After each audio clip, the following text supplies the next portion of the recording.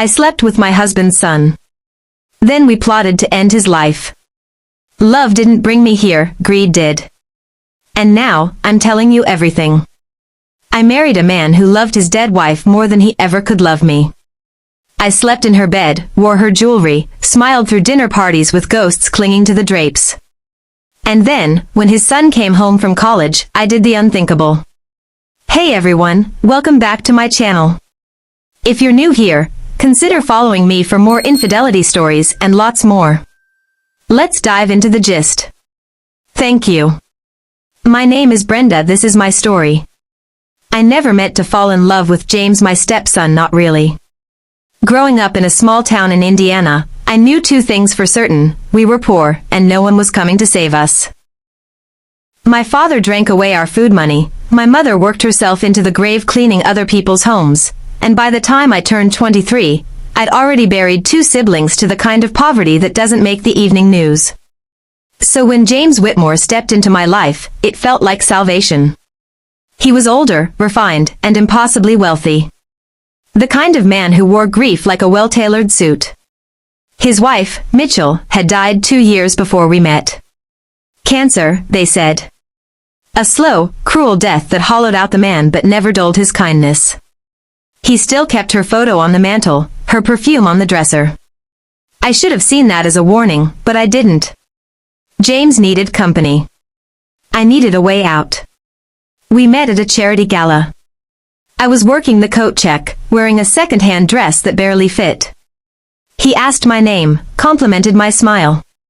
3 months later, he proposed with a diamond the size of my thumb. People whispered about us. How he'd lost his mind, how I was a gold digger. They weren't wrong, but they weren't entirely right either. I convinced myself I could grow to love him. And maybe I did, in some small, aching way. He treated me kindly, never raised his voice, bought me things I could never dream of owning.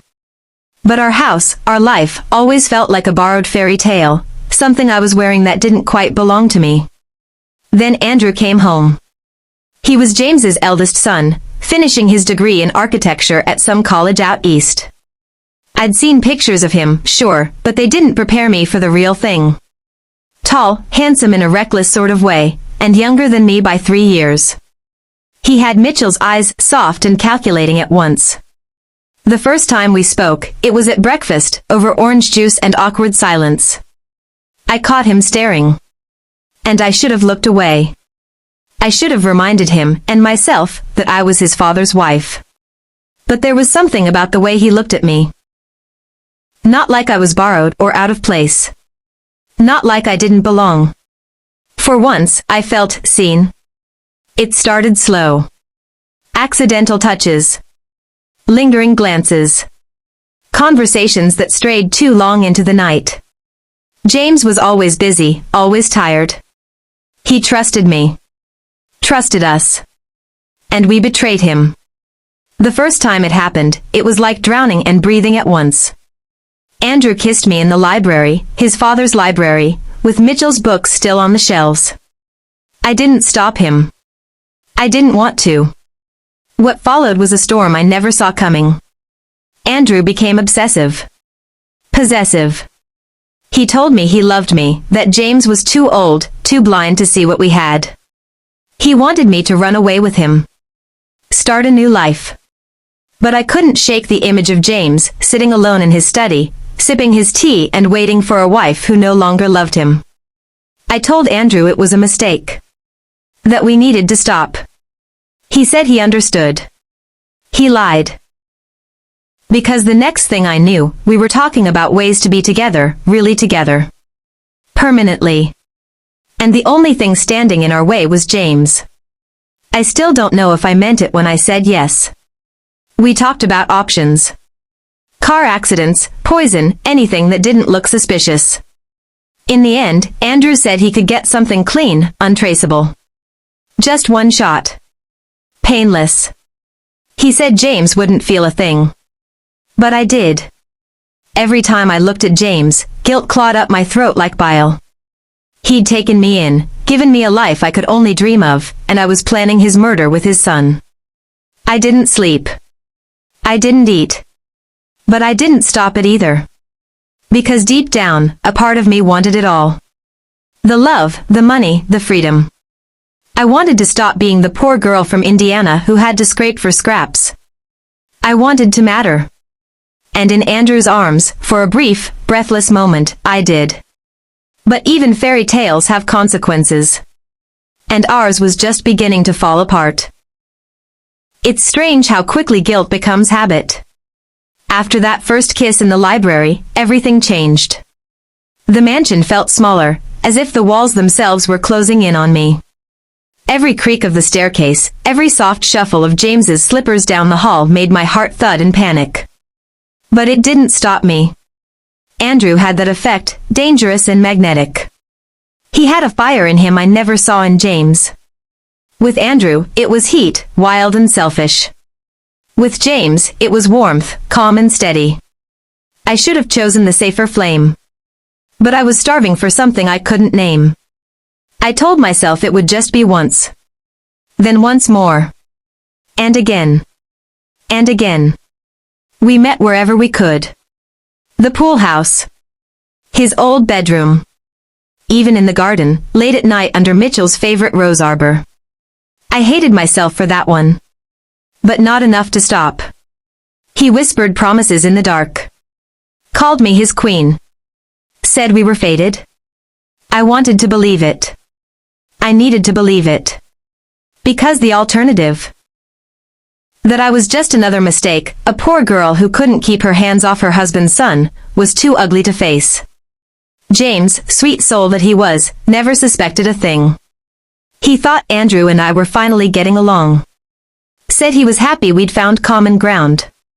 I smiled and nodded, pretending I didn't have his son's teeth marks on my skin. There were moments, brief, haunting moments, when I'd see James sitting in Mitchell's old armchair, sipping brandy, staring at her photo, and I'd feel something tear inside me. A quiet, invisible rip. He still loved her.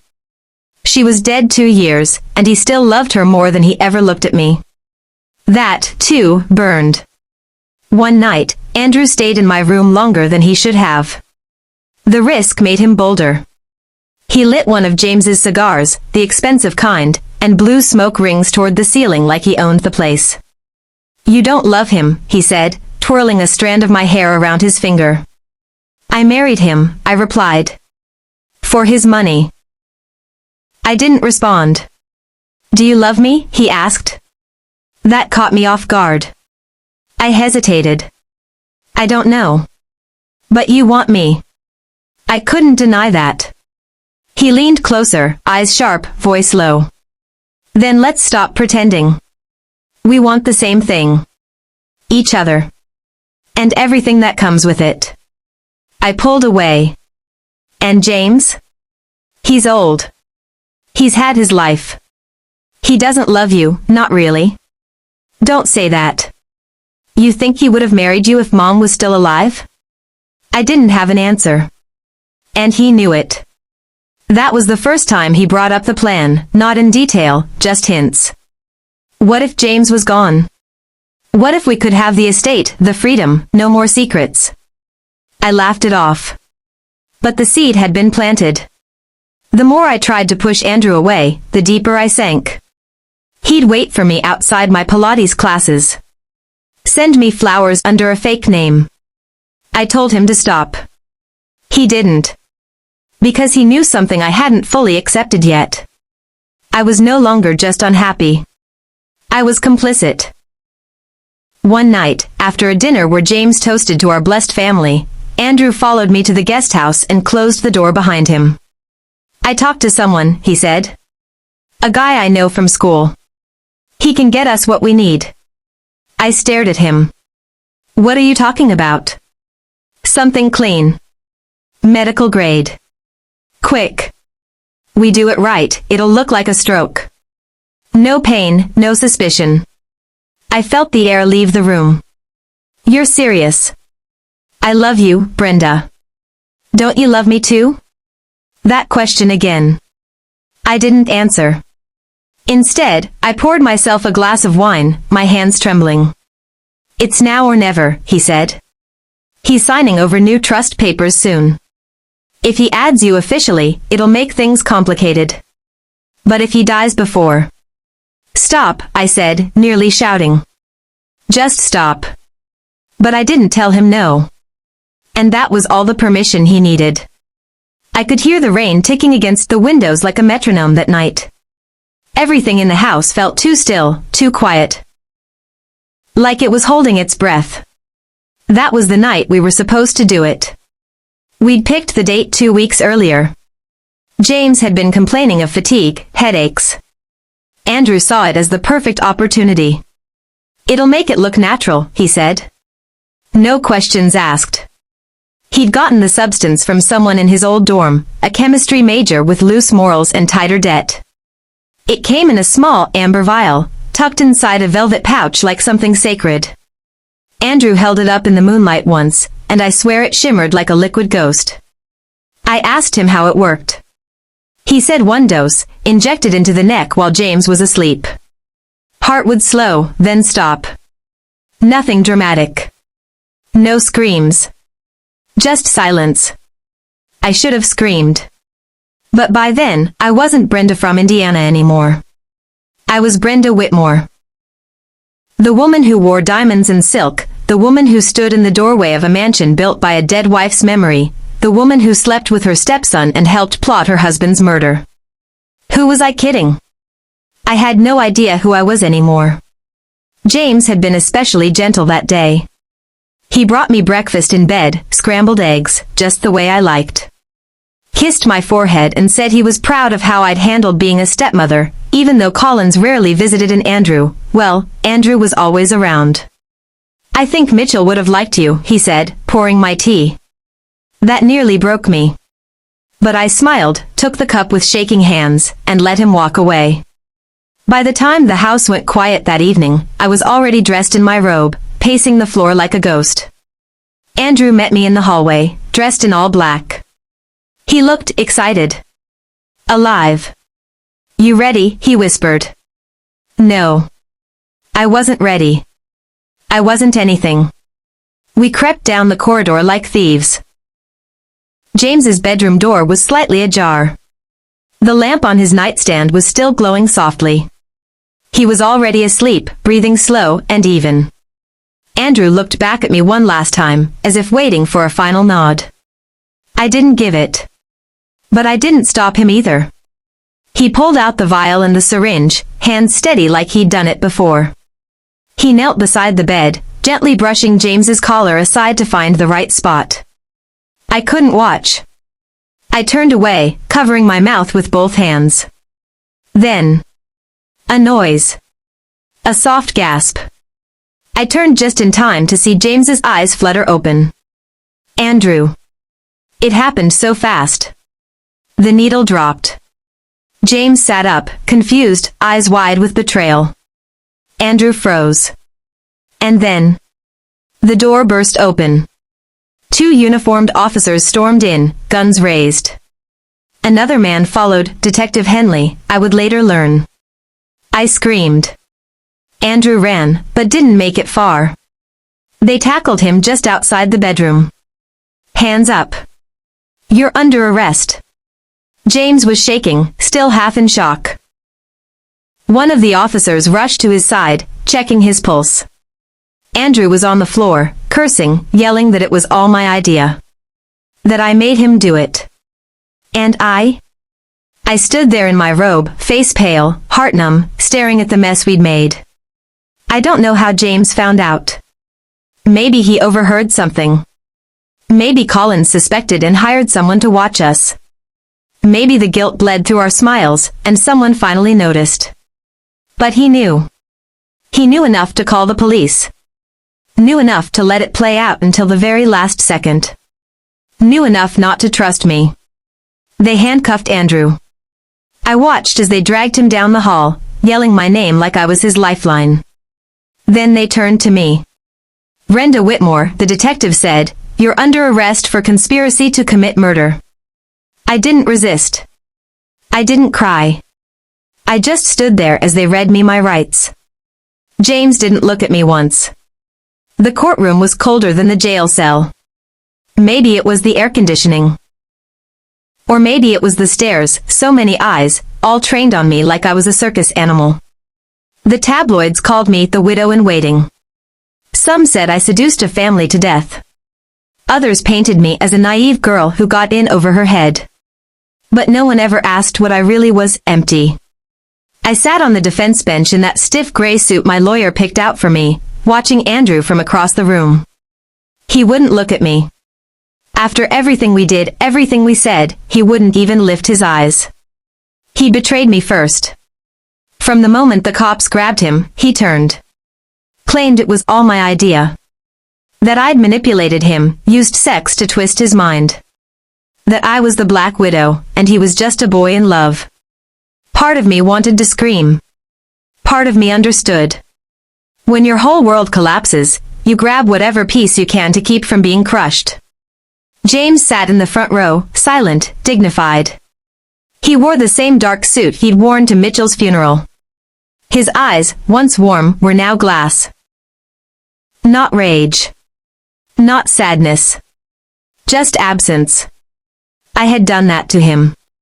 The trial was swift. Too much evidence. Surveillance footage.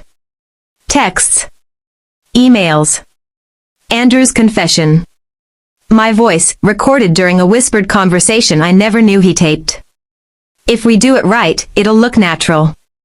Those were my words. My sentence, 22 years without parole.